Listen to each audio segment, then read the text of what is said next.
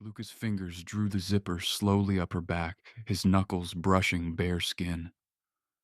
Sofia looked at him in the mirror, breath caught, his mouth close enough to ruin her.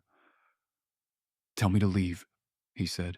Like and subscribe for more dark romance stories. Would you have told Luca to leave or let him stay? Comment a ring emoji if you would have let him stay. Like, share, subscribe, and hit that notification bell for more stories like this one. Luca D'Angeli did not believe in love. He believed in power. He believed in silence. He believed in men lowering their eyes when he entered a room, in enemies vanishing before they became a problem, in debts being paid before he had to ask twice. Love, to him, was something weak men used as an excuse. It made them careless. It made them slow. It gave their enemies something soft to reach for. Luca had learned that lesson young. His father had taught it to him with blood on his knuckles and a cigar between his teeth. His mother had taught it to him when she left the D'Angeli estate one winter morning and never came back. His older brother had taught it to him when he died in Luca's arms after taking a bullet that had been meant for him. Love took. Power protected. So Luca chose power. By 30, he was the dawn of the D'Angeli family, the youngest man to ever sit at the head of their table. He was dark-haired, sharp-jawed, and dangerously handsome in a way that made people notice him before they remembered they should be afraid. His skin was tanned, his eyes nearly black, and his suits were always dark, tailored and perfect. People in New York whispered about him. They said he was too cold to be human. They said he could ruin a man with one phone call. They said he wanted the whole city. They were right. Luca wanted all of New York, not half, not pieces, not the clubs in Manhattan, the docks in Brooklyn, the gambling rooms in Queens, or the warehouses in the Bronx. All of it. And the biggest obstacle in his way was the Moretti family. The Morettis were old blood, proud blood, dangerous blood. They controlled Brooklyn and parts of Queens, and their feud with the D'Angelis had lasted so long that most of the younger soldiers did not even know how it had started. They only knew the names of dead uncles, dead cousins, and dead brothers. Luca found the whole thing wasteful. War cost money. War brought police. War made men emotional. He needed peace long enough to take control. So he chose the one move no one expected. He took Sofia Moretti, Carlo Moretti's only daughter, the jewel of the Moretti family, the woman every man in Brooklyn knew better than to touch. Luca had seen her before, of course. Sofia was difficult not to notice. She had long, dark hair that usually fell in loose waves around her shoulders, warm brown eyes that could turn cold in an instant, and a mouth made for both sin and insults. She moved through rooms like she knew exactly who she was, and she did not lower her eyes for anyone, not even Luca. The first time he saw her, truly saw her, was at a charity gala hosted in a Manhattan hotel. Sofia had been standing near the bar, laughing with an older woman in pearls, wearing a gold dress that caught the light every time she moved. Luca had watched her from across the room, half listening to a senator lie about loyalty. Then Sofia looked over and caught him staring. Most women smiled. Most men looked away. Sofia did neither. She stared back at him with open dislike. Luca's mouth curved. There she was, Carlo Moretti's daughter, beautiful, spoiled, untouchable, trouble. 3 weeks later, he had her taken. It happened after another charity event in Brooklyn. Rain fell hard against the pavement. Sofia stepped outside beneath the awning, one hand lifting the hem of her dress to keep it from the water. The black SUV pulled up before she reached her car. 2 men moved fast. Sofia moved faster. She slammed her heel into one man's foot, elbowed another in the face, and screamed loud enough to make half the street turn. One of Luca's men cursed when she scratched his cheek open. Another nearly dropped his gun when she bit his hand. By the time they forced her into the SUV, She was breathing hard, hair loose around her face, eyes blazing. Lucas sat across from her in the back seat. Calm, perfect, dry. That made her hate him immediately. For a second, she could only stare. Then she lunged for him. One of his men grabbed her around the waist and hauled her back. Sofia twisted in his grip, furious. "You son of a bitch." Luca looked at the torn sleeve of her dress, then at the bleeding scratch on his man's face. "You're stronger than I expected. I'm going to be a lot stronger when I wrap my hands around your throat." His eyes lifted to hers. "Careful, Sofia. Don't say my name. You know mine. Everyone knows yours. Then you know I'm not a man who takes insults lightly." She leaned forward as far as the guard's grip allowed. "And you know I'm not a woman who gets dragged into cars quietly." For the first time, something like amusement touched his face. "No," Luca said. "I'm beginning to see that." The SUV pulled away from the curb. Sofia's gaze darted to the door, the window, the men beside her, calculating, planning, looking for any opening. Luca noticed. Of course he noticed. "You won't escape. You sound very sure." "I am. My father will kill you. He'll try. My brothers will come for me. They'll fail. I'll kill you myself." Luca leaned forward, elbows resting on his knees. "You can try after the wedding." Sofia went completely still. The rain blurred the city lights outside the window. "What wedding?" "Ours." For a moment, all the fury vanished from her face, then it came back twice as strong. "You're insane." "No," Luca said. "I'm ending a war." "By kidnapping me?" "By marrying you." "I would rather die." His eyes darkened. "That can be arranged for many people in your family. Not you." Sofia's stomach turned cold. There it was. The threat beneath the expensive suit. The monster beneath the handsome face. "You're using me." "Yes. At least you admit it."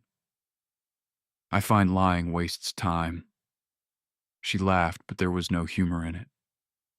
"You think marrying me will make peace?" "I think your father will think twice before attacking a family his daughter is tied to." "And what do I get?" Luca held her gaze. "You live." Sofia hated him. She decided that right there, in the back of that black SUV, with rain racing down the windows and Luca D'Angeli watching her like she was already his, she hated him. And no ring, no priest, no forced vows would ever change that. The wedding happened before dawn. A private chapel, armed men at the doors, two priests who looked like they knew better than to ask questions. Carlo Moretti stood on one side, pale with rage, while Luca's uncle stood on the other, his expression unreadable. Sofia wore white because Luca had ordered it. A long satin dress. A veil she refused to put over her face. No flowers. She had not cried once, not in the car. Not when she saw her father waiting in the chapel. Not when he gripped her hand and whispered, "Sorry." That almost broke her. Almost. But she had too much pride to give Luca D'Angeli her tears. The priest spoke. The words blurred. Sofia looked at Luca and thought about stabbing him with the silver cross on the altar. When the priest asked if she took him as her husband, the chapel went silent. Sofia felt every eye on her. Her father's, Luca's, the guards, the priest's. Her answer came out flat. "I do." Luca slid the ring onto her finger. It felt like a shackle. When it was his turn, his voice was calm. "I do." Then the priest said, "You may kiss the bride." Sofia turned her face away before Luca could move. The insult was immediate, public, dangerous. She heard someone inhale sharply behind her. Luca looked at the side of her face. Sofia braced herself. He had already taken everything else. Surely he would take this too. But he did not. He stepped back. "No," he said softly. "Not like this." She looked at him, then despite herself. His expression gave nothing away. But for one strange second, Sofia felt unsettled, because monsters were easier when they never showed restraint. After the wedding, Luca took her to the D'Angeli estate.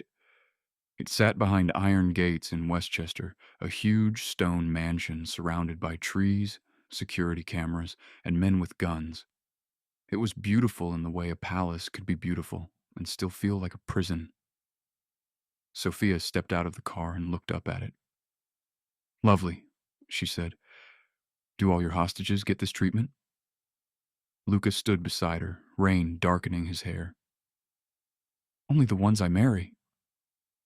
She turned and slapped him. The sound cracked through the driveway. Several guards moved. Luca lifted one hand. Everyone stopped. Sofia's palms stung. Her heart pounded. She expected him to grab her, to punish her, to show her exactly what kind of man he was. He only touched his cheek where she had struck him. Then he looked at her. "You get one." Her breath caught. "One. One slap," he said, "because it's our wedding day." "And after that?"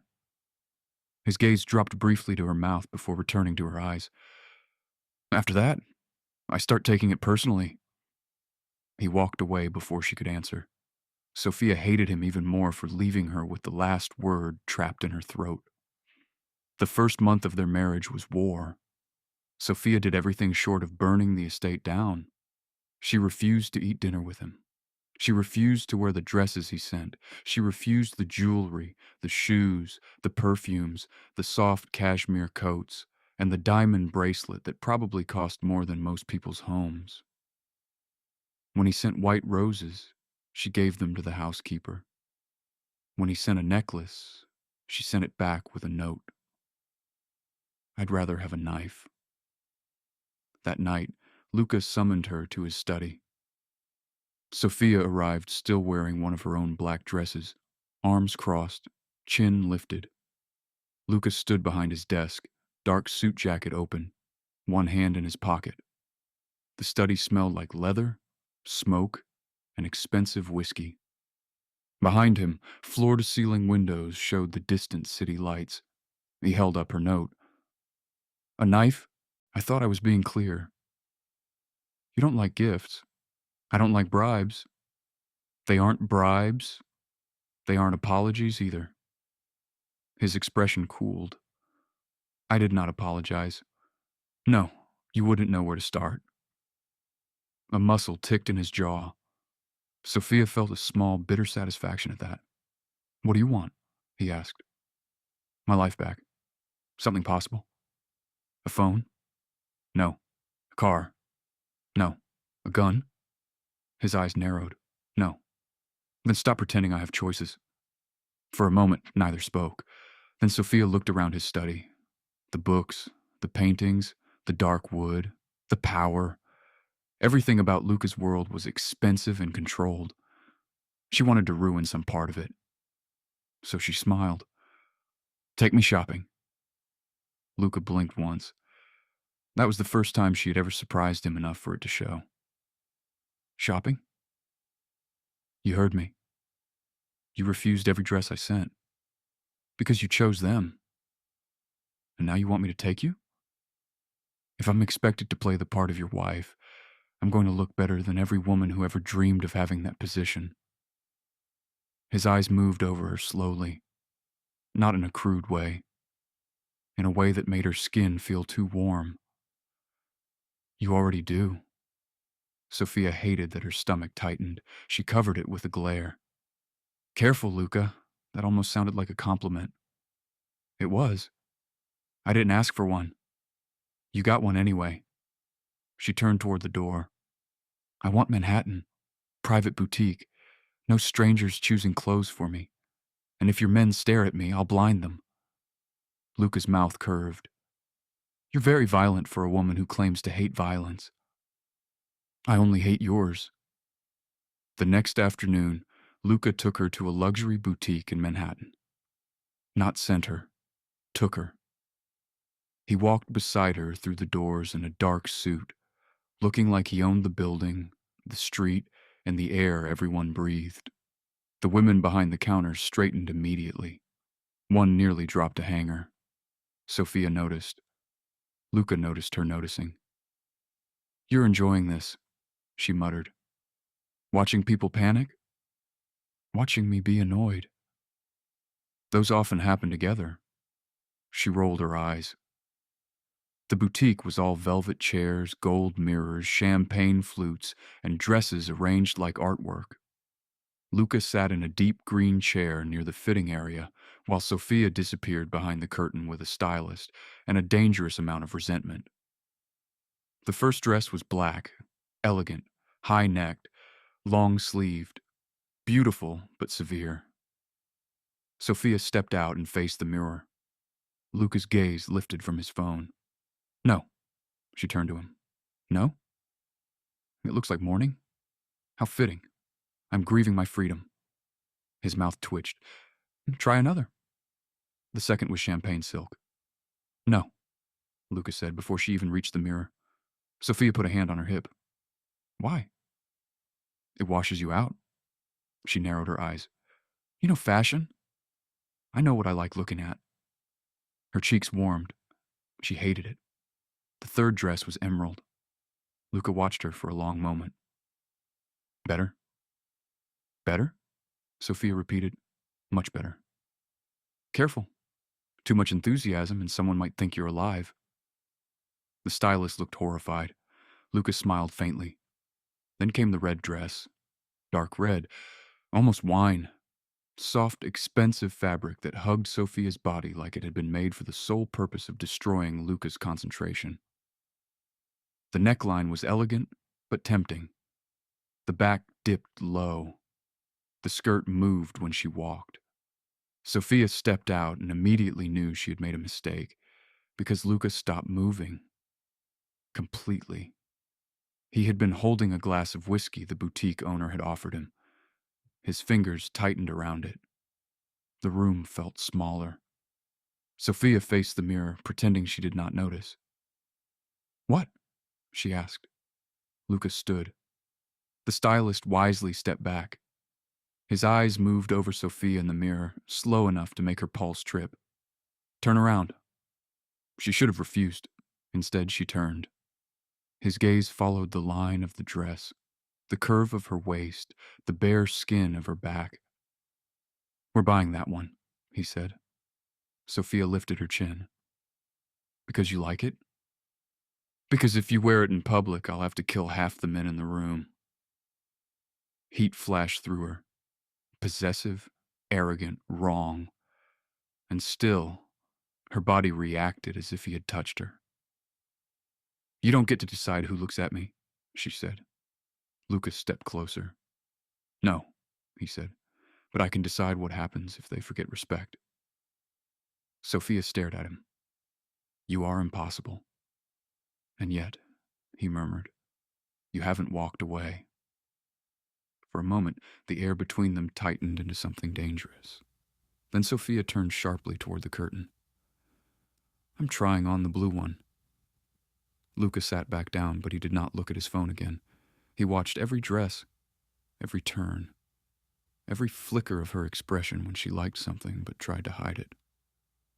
By the end, he bought nearly everything she had tried on. Dresses, coats, shoes, jewelry. A silk robe Sofia claimed was too expensive while still running her fingers over it like she wanted it. On the ride back to the estate, Sofia sat beside him in the SUV, with bags arranged around them like evidence. "You didn't have to buy the whole boutique," she said. "I didn't." "You came close. You wanted clothes. I wanted a choice." Luca looked at her. "And did you get one?" That silenced her, because she had. In a strange, limited, infuriating way, she had. She looked out the window. "That doesn't make you good." "I never claimed to be." "No," she said quietly. "You don't." The red dress came out again 2 nights later. Luca was hosting a private dinner at the estate. Not a party exactly. Something more dangerous. A gathering of captains, allies, and men who needed reminding that Luca D'Angeli was still the most powerful man in New York. Sofia had no interest in helping him look powerful. Unfortunately, she had even less interest in looking weak, so she wore the red dress. She stood in front of the mirror in her bedroom, struggling with the zipper at her back. The dress fit beautifully, which meant the zipper fought her like an enemy. She twisted once, failed, cursed under her breath, and reached again. The door opened. Lucas stepped in without waiting for permission. Sofia spun around, clutching the front of the dress to her chest. "Do you ever knock?" "When it suits me." "It should suit you more often." His gaze moved from her bare shoulders to the half-zipped dress. Then he looked at her face. "You're late. I'm aware. You need help. I need privacy. You need both, apparently." She glared at him through the mirror. "I can do it myself." Luca leaned against the door frame. "I'm sure?" Sofia tried again, failed again. The zipper caught halfway up. Luca did not speak. That made it worse. Finally, she dropped her hands with a frustrated breath. "Fine." He moved before she could change her mind. Slowly. That was what made it dangerous. He came to stand behind her, close enough that she could feel his heat, but not close enough to touch. In the mirror, they looked like something out of a nightmare Sofia might have once enjoyed. Him in black, her in red, his eyes fixed on her back. "Hold still," he said. "I am. You're trembling. I'm cold." His eyes lifted to hers in the mirror. "No, you're not." Her breath caught. His fingers found the zipper at the small of her back. The first brush of his knuckles against her bare skin was barely anything. It still made her stomach tighten. Luca noticed. Of course he noticed. He drew the zipper upward slowly. Too slowly. The soft sound filled the silence between them. Sofia stared at their reflection. His hand reached the middle of her back, then higher. His fingers skimmed the line of her spine as he guided the fabric together. She should have stepped away. She did not. When the zipper reached the top, Luca did not immediately let go. His hand rested at the nape of her neck, warm against her skin. Sofia's breathing changed. So did his. "Done," he said, but his voice had gone lower. She turned before she thought better of it. Too quickly. Too close. Suddenly they were face to face. His hand was still near her shoulder. Her back was nearly against the mirror. His mouth was inches from hers. Luca looked at her lips. Sofia looked at his. The room seemed to go quiet around them. Outside, somewhere downstairs, men waited. Dangerous men. Men who feared Luca. Men who would never believe their Don was standing in his wife's bedroom, looking like a man on the edge of losing control. "Tell me to leave," he said. Sofia swallowed. "Would you?" His eyes darkened. "Yes." That answer hit her harder than anything else could have, because he meant it. The man who had stolen her, married her, trapped her in his estate, would leave this room if she asked him to. Sofia lifted her chin, trying to hold on to anger. "You should leave." His gaze stayed on hers for one more second. Then he stepped back. The loss of his warmth felt immediate. He straightened his cuffs like nothing had happened. "We're expected downstairs." Then he opened the door and left. Sofia stood in front of the mirror, furious at him, furious at herself, and furious at the fact that she had almost asked him to stay. At dinner, Sofia played her part beautifully. She entered on Luca's arm wearing the red dress, and the room fell quiet. Every man looked. Every man tried not to look for too long. Luca noticed all of it. His hand rested lightly at Sofia's lower back as he guided her through the room, not gripping, not claiming, Just there. A reminder. Sofia hated that she liked it. The dinner was full of polished insults, false smiles, and dangerous conversations dressed as business. Sofia listened more than she spoke at first. She heard enough to understand that Luca was planning something bigger than peace. He was building a web around the other families, the Belandis, the Russos, the Corvos, even her own family. He intended to turn them against one another, weaken them, then step in as the only man strong enough to restore order. It was clever. It was ruthless. It would drown the city in blood before it was done. Later, after the guests left, Sofia followed Luca into his study. "What are you doing?" she demanded. He poured himself a drink. "Be specific. You don't want peace. I want control." "That's not the same thing." "No," Luca said. "Peace is temporary. Control lasts. You're going to manipulate every family in New York into destroying each other." He looked at her over the rim of his glass. "You were listening." "I was sitting beside you. Of course I was listening." "Good? Good? I didn't marry a stupid woman." Her anger faltered for half a second before returning. "You married a hostage." "I married leverage." She flinched. The words came too quickly, and he knew it the moment they landed. Sofia's face closed. "Thank you for reminding me." "Sofia." "No, don't soften your voice now." She stepped closer. "You know what your problem is. You think fear is the same as loyalty. You think if you break every person around you badly enough, they'll call it respect." Luca's expression hardened. "Careful." "No, I am so tired of careful. You want the city?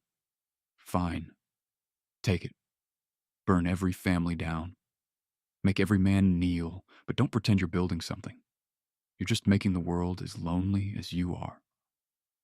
The glass in Luca's hand cracked. Neither of them moved. Sofia's chest rose and fell. There it was, the truth between them.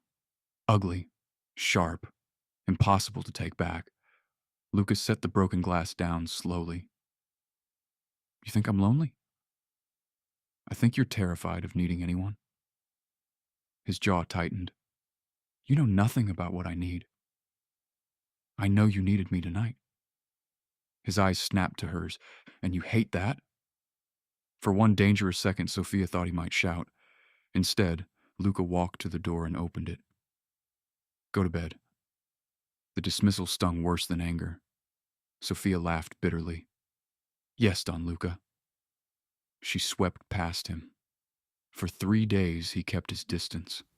And for 3 days, Sofia told herself she was relieved. She was not.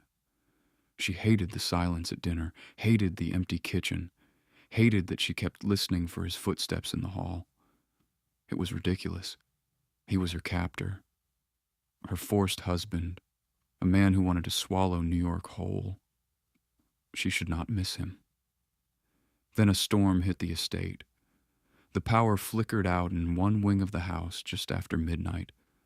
Sofia's room went black and cold.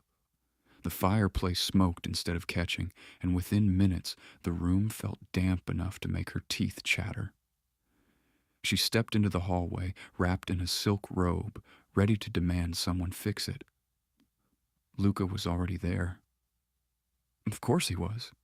Black shirt, bare feet, hair slightly mussed like he had actually been asleep. For some reason, that made him more dangerous. "Your room?"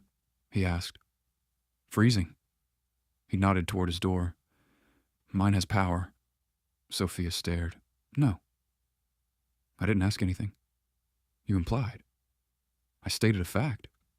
She crossed her arms tighter. "I'm not sleeping in your bed. Then sleep in the hall. You are the worst man I've ever met. And yet I have heat." She glared at him. He opened his bedroom door and stepped aside. The worst part was that he did not smirk. He did not tease. He just waited. Sofia walked past him with all the dignity a woman could have while fleeing a freezing room. His bedroom was large, dark, and warmer than hers. A fire burned low in the hearth. The bed was enormous, black sheets, dark wood, no softness anywhere except the blankets.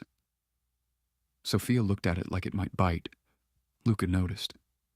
You can have the bed. And you. I've slept in worse places than a chair. She looked at him then. Something about that bothered her. Maybe because he said it like fact. No self-pity, no performance, just truth. Don't be dramatic, she muttered. The bed is big enough. Luca's eyes held hers. Yes, he said. It is. That was how Sofia ended up in Luca D'Angeli's bed. She lay on the very edge, facing away from him, stiff as a corpse. There was enough space between them for another person, maybe two. Lucas stayed on his side. For a long while, neither spoke. Rain hit the windows. Thunder rolled over the estate. The fire cracked softly. Then Lucas said, You're going to fall. I'm fine. You're half off the mattress. I said I'm fine. Silence. Then softer. You don't have to be afraid of me in bed. Sofia turned over. He was lying on his back, one arm behind his head, staring at the ceiling. Who said I'm afraid? I know what fear looks like. Do you? His eyes moved to hers. Yes, she should have looked away. She didn't. The firelight made him look different. Less like the dawn. More like a man who had learned to sleep lightly because the world had never been kind enough to let him rest. Did someone teach you? She asked. His expression shifted. That was answer enough. Sofia looked down. I'm not afraid of you. Sofia. I'm angry at you. There's a difference. His mouth curved faintly. With you, usually not much. She almost smiled. Almost. Then thunder cracked so loudly the windows rattled. Sofia flinched before she could stop herself. Luca noticed, but he did not comment. That mattered. Slowly, feeling foolish, she shifted an inch away from the edge. Then another. Luca stayed still. Another thunderclap came, closer this time. Sofia muttered a curse and moved again. Now the space between them was smaller.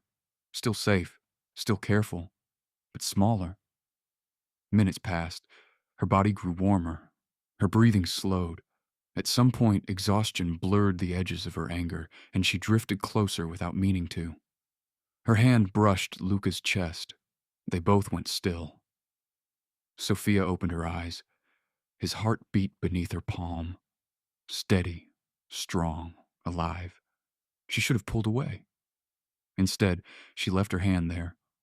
Luca turned his head toward her. Is this another attack?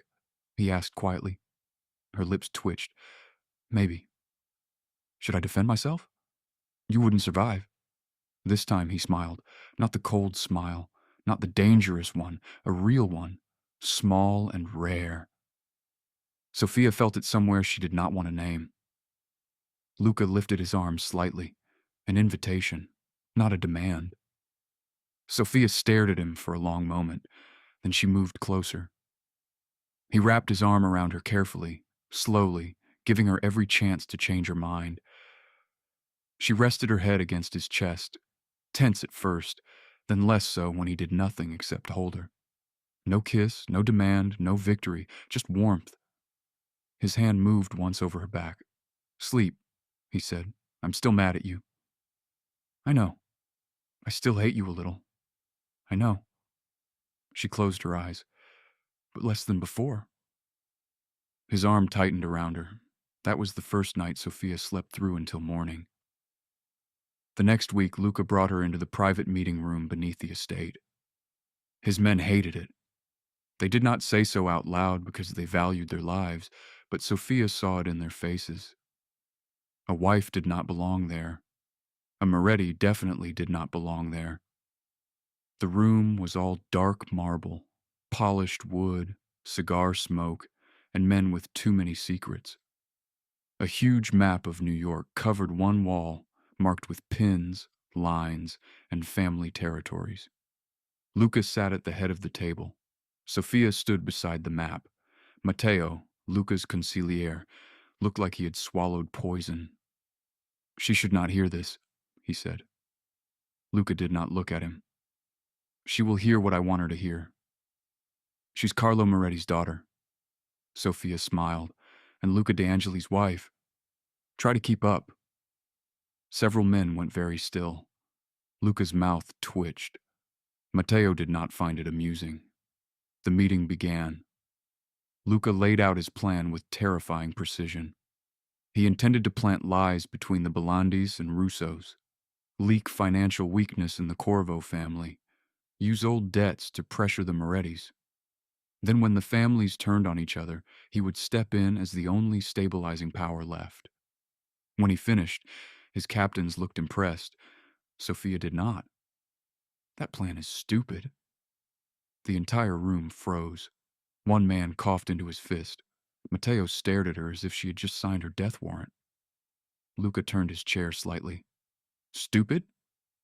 Yes. Explain. So she did. She walked to the map and tapped one red-marked territory. You can make them fight each other, fine. But what happens after? You inherit enemies, sons who want revenge, widows who whisper, soldiers who obey you because they have to, not because they believe survival depends on you. Luca watched her. Sofia moved another pin. You don't need them destroyed, you need them dependent. Matteo scoffed. You want us to hold hands with our enemies? No, I want you to stop thinking like angry boys with guns. The room went deadly quiet. Luca leaned back. His eyes were on her with an intensity that should have made her nervous. Instead, it thrilled her. Sofia pointed to 3 territories. The Bellandis want legitimacy. Give them access to clean businesses and make them grateful. The Russos want distance from federal attention. Offer them protection, but make it conditional. The Corvos want respect. Give them a seat at the table and enough rope to hang themselves if they betray it. One of the older captains frowned. And the Morettis? Sofia's jaw tightened. My father wants his daughter back. Luca's expression changed almost imperceptibly. Sofia looked at him. So make sure he understands that I am not a bargaining chip anymore. The room was silent. Luca stood. For 1/10 second, no one breathed. Then he walked to Sofia's side, looked at the map and said, Continue. That one word changed everything. Sofia became more than Luca's forced bride. She became his strategist, his equal. And to some people, that made her more dangerous than he was, especially to her own family. Carlo Moretti heard rumors first, that his daughter sat beside Luca at dinner, that she entered his private meeting rooms, that D'Angeli captains listened when she spoke, that Luca had stopped speaking of destroying every family and begun speaking of alliances, that his daughter was not acting like a prisoner. Carlo could have endured a stolen daughter. He could not endure a willing wife. So he took her back.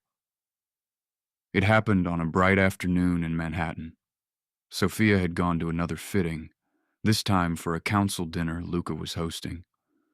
He had wanted to come with her, but she told him she did not need a Mafia king watching her try on gowns every time she left the house. You enjoyed it last time, he said. I enjoyed annoying you. Same thing. She had rolled her eyes, kissed his cheek before she could think too much about it, and left him standing in the hallway with an expression she was not brave enough to name. That was the last moment of peace. After the fitting, Sofia stepped into the alley behind the boutique with 2 D'Angeli guards. The first guard dropped before she heard the shot. The second turned, reaching for his weapon. A black car screeched to a stop. Men rushed out. Not strangers, Moretti men, men she had known since childhood. Men who had once brought her sweets, opened doors for her, called her little princess when she was young. Now one of them grabbed her around the waist. Sofia fought. Hard. She slammed her elbow back, kicked, twisted, screamed Luca's name before a hand covered her mouth. "Don't hurt her," one of them snapped. "Then let me go," Sofia bit out against his palm. "I'm sorry, Soph." That voice broke something in her, because she knew it. Nico, her cousin, the boy who had taught her to ride a bike in her father's driveway. He shoved her into the car. The door slammed. By the time Sofia's blindfold came off, she was in the Moretti estate, her childhood home. The place she had once missed so badly it hurt. Now it felt like a trap.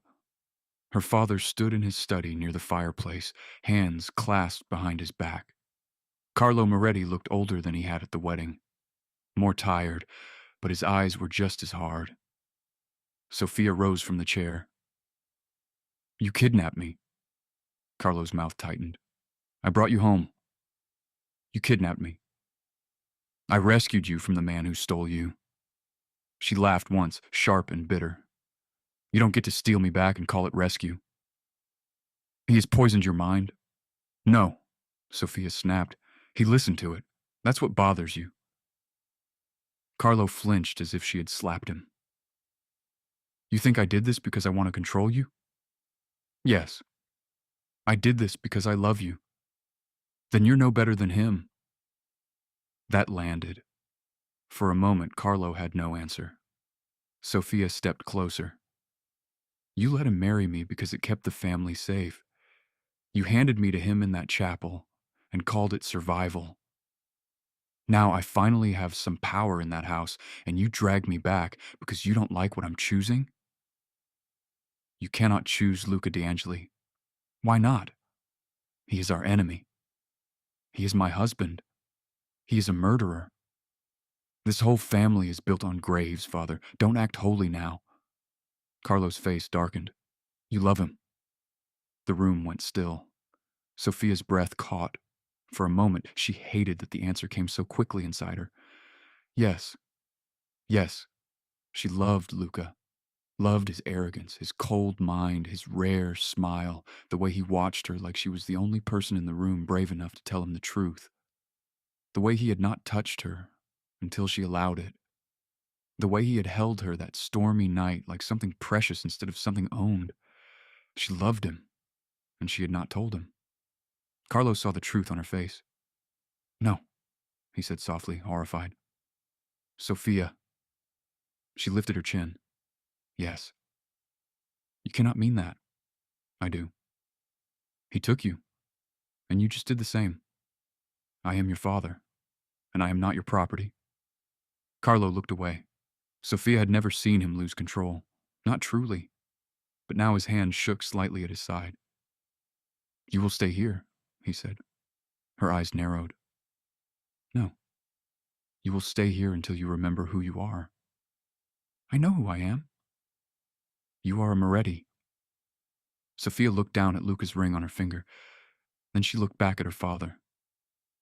"I am Sofia, and I decide what name I answer to." Carlo's expression hardened. He nodded to the men by the door. "Take her upstairs." Sofia fought them.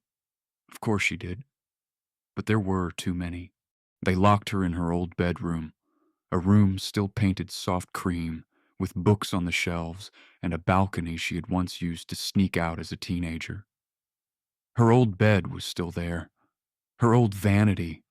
Her mother's jewelry box. Everything was familiar. Everything hurt. Sofia went straight to the balcony doors, locked, windows, locked, phone gone. She paced the room like a caged animal. Then she looked at her hand, at Luca's ring. Her throat tightened. "Come on," she whispered. "Be the monster everyone says you are." At the D'Angeli estate, Luca found out within 8 minutes. One guard dead, one critically injured, Sofia gone. Moretti men identified at the scene. For several seconds after Matteo gave him the report, Luca said nothing. He stood in the center of his study, absolutely still. Then he swept everything off his desk. Glass shattered, papers flew, a lamp crashed against the wall. Every man in the room froze. Matteo stepped forward carefully. Luca? Luca turned. The look in his eyes made even Matteo stop. Where is she? We believe the Moretti estate. You believe? We're confirming. Luca grabbed his gun from the desk drawer. Matteo moved in front of him. This has to be handled carefully. Luca looked at him as if he had spoken in another language. They took my wife. Her father took her. That changes the situation. It changes nothing. It changes everything. If you attack the Moretti estate, you start a war. Luca's voice went dangerously quiet. Then war starts tonight. Matteo grabbed his arm. Think. Luca nearly struck him. He stopped himself only because Matteo was the closest thing he had left to a brother. Matteo saw it, saw the rage, the fear beneath it. That was what shocked him most. Luca D'Angeli was afraid, not for himself, for her. If she wants to stay, Matteo said carefully, then dragging her back makes you no better than Carlo. Luca went still. The words cut because they were true. Months ago, he would not have cared. Months ago, he had taken her because he could. Now the thought of doing it again made something twist in him. He lowered the gun slightly. When I find her, he said, I will ask her. Matteo watched him. And if she says she wants to stay? For a moment, Luca looked like the question might kill him. Then I leave without her. No one in the room spoke, because every man there understood what that cost him. Then Luca's expression hardened again. But if they are keeping her against her will, I will tear that house apart brick by brick. The Moretti estate was heavily guarded. Luca did not care. He went at midnight, under a hard rain that turned the long driveway silver. He brought Matteo and a small team, not an army. Enough for a rescue, not enough for a massacre. At least that was the lie he told himself. The moment Moretti guards opened fire from the gatehouse, the night exploded. Luca moved through it like a shadow with teeth. He was not reckless, not loud, not wild. Worse, he was precise. A man with one destination and no patience for obstacles. They breached the side entrance near the old garden wall. Matteo took 2 men down near the kitchens. Luca moved through the lower hall with a gun in one hand and a knife in the other, rainwater dripping from his hair onto the marble floor. The house smelled like Sofia's childhood. Polished wood, lemon oil, old money. He hated it. A Moretti guard came around the corner. Luca disarmed him, slammed him into the wall, and pressed the knife beneath his jaw. Where is she? The man swallowed.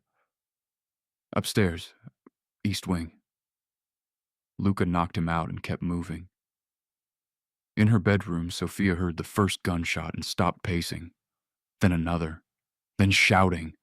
Her heart slammed against her ribs. She ran to the door and banged her fist against it. Open this door! No answer. Another shot cracked below. Then an alarm. Sofia grabbed the heaviest thing she could find, an old bronze statue from her dresser, and slammed it against the doorknob. Once, twice, 3 times.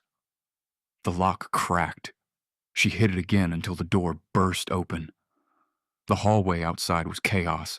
Men shouted downstairs. Footsteps pounded. Somewhere glass shattered. Sofia ran. She made it halfway down the corridor before Nico appeared at the stairs. His eyes widened. Sofia, go back. Move. I can't. You can. Sof. She lifted the bronze statue. Nico stared. You wouldn't. I love you, Nico, but I swear to God I will knock you unconscious. He hesitated. That was enough. She shoved past him and ran. At the top of the grand staircase, she saw Luca. He stood in the foyer below, dark suit soaked from the rain, blood on his knuckles, gun in hand. Around him, men fought. Matteo covered the rear. Moretti guards moved in from the dining room, but Luca looked up and saw her. For 1 second, the whole world stopped. His face changed. Not much, but enough. The cold dawn vanished. The man beneath looked at her like he had been drowning and she was air. Sofia. She ran down the stairs. Carlo appeared from the side hall. Stop her. 2 guards moved. Luca reached them first. The fight was brutal and fast. Sofia had seen Luca controlled, elegant, strategic. This was different. This was Luca stripped down to the thing everyone feared. Violent, beautiful, terrifying. He fought his way to the stairs as Sofia came down them, her dress catching on the railing, hair loose around her face. At the bottom, he reached for her, then stopped himself. Even with bullets in the house and blood on his hands, he stopped. His voice was rough. Do you want to leave with me? Sofia stared at him. The question nearly broke her, because he was asking, not taking, not commanding, asking. Behind her, Carlo shouted her name. Sofia looked at her father, then at Luca. I want to go home. Luca's eyes softened. With me? Her answer came without hesitation. Yes. Luca crossed the last step between them and grabbed her face, kissing her like the world had ended and begun again in the same breath. Sofia kissed him back with everything she had been too afraid to say. His mouth was desperate on hers, her hands fisted in his wet jacket. Around them, men shouted, but for 1 stolen second, none of it mattered. Only him, only her. Only the truth neither of them could deny anymore. Carlo's voice cut through the room. Sofia. She pulled back, breathless. Luca rested his forehead against hers. I love you, he said. The words were rough, almost broken, like they had been dragged out of somewhere deep and unwilling. Sofia's eyes burned. Luca, I love you, he said again, as if he needed her to understand. I tried not to. I tried to keep you as strategy, as leverage, as anything but what you became.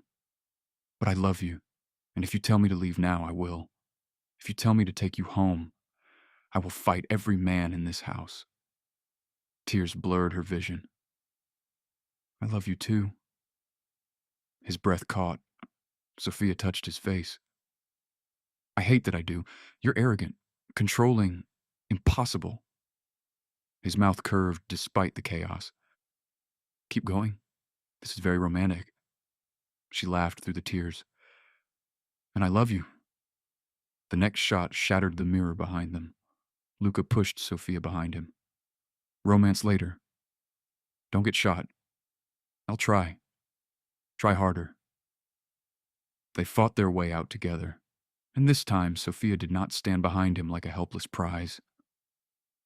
When a Moretti guard lunged for Luca from the side, Sofia grabbed a fallen vase and smashed it over the man's head.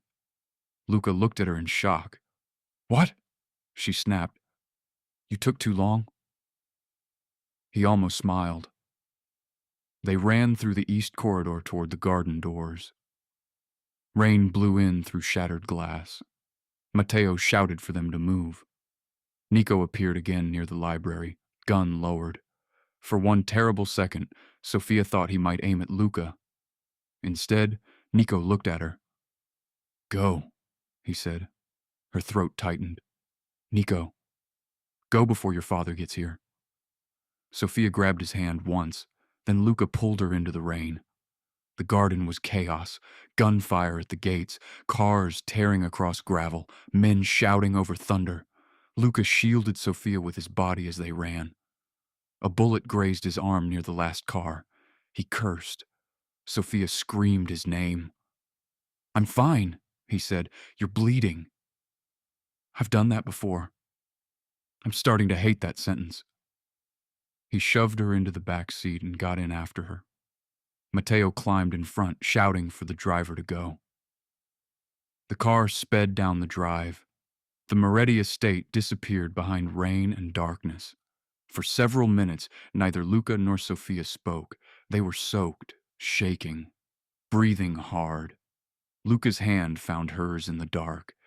This time, Sofia held on first. Back at the D'Angeli estate, Luca refused the doctor until Sofia shouted at him, "You are bleeding on the floor." "It's a scratch." "It is not a scratch." "I've had worse." "Say that one more time and I'll make it worse." Matteo, standing nearby, muttered, "She's good for you." Luca glared at him. Sofia dragged Luca into the sitting room and forced him into a chair while the doctor cleaned the bullet graze on his arm. Luca watched Sofia the entire time. When the doctor left, the room went quiet. Too quiet. Sofia stood near the fireplace, arms wrapped around herself. Luca rose slowly. She looked over. "You should sit." "I don't want to sit." "You lost blood." "I found you." Her throat tightened. He crossed the room. This time, when he reached for her, he did not stop. Sofia stepped into him. His arms closed around her and she buried her face against his chest. For a long moment, they simply held on. Then Sofia whispered, "I was afraid you wouldn't come." Luca's hand moved into her hair. "I will always come for you." "That's dangerous." "I am dangerous." She pulled back enough to look at him. "No, I mean for me." His expression shifted. Sofia touched his jaw. "I spent so long hating you because it was easier than admitting I was changing. You took me from my family, Luca. You made me your wife without my consent. I don't forget that." His eyes lowered. "I know. But somewhere along the way, you stopped being the man who stole me." He looked at her then.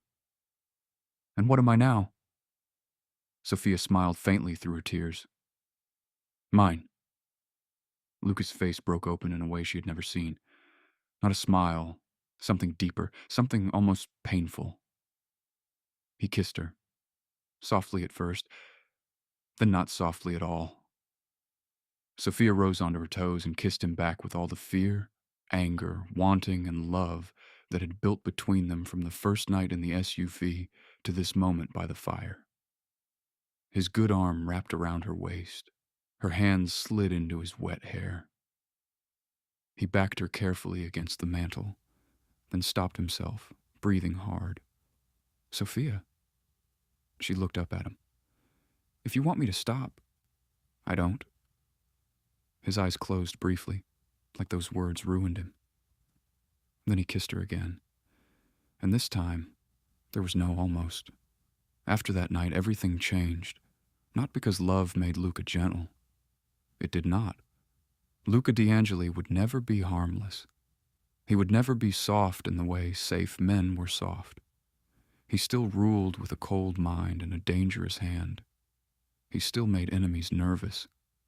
He still walked into rooms and made powerful men consider their next words carefully. But love changed what he wanted to build. Before Sofia, Luca wanted New York on its knees. After Sofia, he wanted something that would last. He still wanted power. But now he understood what Sofia had been trying to teach him from the beginning. Power held too tightly became fear. Fear became rebellion. Rebellion became graves. But power shared carefully became loyalty. Loyalty became stability. Stability became empire, so Luca called a council. Every major family in New York was invited: the Belandis, the Russos, the Morettis, the smaller crews that had spent years choosing sides and paying for it in blood. They gathered in a private hotel ballroom overlooking Central Park, with guards at every entrance and tension sitting thick over the table. Sofia entered beside Luca, not behind him. Beside him. She wore the red dress, the same one from the boutique, the same one he had zipped up in her bedroom before they almost kissed. This time, Luca's hand rested at her back openly. Carlo Moretti watched from across the room, his face unreadable. Sofia met his gaze. She did not look away. Luca stood at the head of the table. I did not call you here to beg for peace, he said. No one spoke.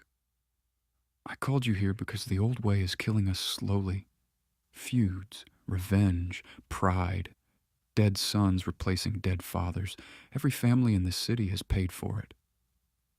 A Russo captain scoffed. And you want us to believe you're suddenly a saint? Lucas smiled. The room got colder. No, I want you to believe I am tired of wasting money. A few men shifted. That they understood. Sofia stepped forward. The D'Angelis could keep pushing for control, she said. The Morettis could keep pushing back. The Belandis and Russos could keep waiting for both families to weaken and then fight over the scraps. The result is obvious. She looked around the table. More funerals, more police, more sons inheriting wars they did not start. Carlo's eyes moved to her. Sofia continued, or there can be an alliance. A Belandi laughed. Run by Luca? Run by a council, Sofia said, with Luca as first chair. Men started talking at once. Luca did not raise his voice. He simply waited. The room quieted. That sounds like sharing, one man said. Luca looked at Sofia, then back at the table. It is. That shocked them more than any threat could have. Carlo leaned back. And why would Luca D'Angeli share? Luca's expression did not change. Because I would rather own part of something permanent than all of something burning. Sofia's chest tightened. She looked at him. He did not look back, but his hand brushed hers briefly beneath the table. A silent message. I listened. The council did not form easily. There were arguments, threats, old accusations, men throwing insults across polished wood. Twice guards stepped forward. Once Luca had to stand and remind the room exactly why he had been feared before he had ever been loved. But by dawn the first agreement was made. Not peace, not yet, but a beginning. The Morettis would keep Brooklyn. The D'Angelis would keep Manhattan. Shared docks would operate under council oversight. No family would move against another without answering to the table. It was fragile, imperfect, but it was more than any of them had managed in 30 years. After the meeting, Carlo approached Sofia. Luca started to move with her. Sofia touched his arm. I'm all right. Luca hesitated, then nodded. That small act did not escape Carlo. He watched Luca step back. He lets you speak now, Carlo said. Sofia's smile was sad. He asks me to. Carlo looked older than before. I thought I was saving you. You were saving the family. He looked down. Yes. The honesty hurt more than a lie would have. Sofia swallowed.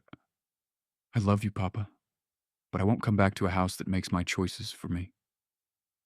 Carlo's eyes shone, but no tears fell. You really love him? Sofia looked over at Luca.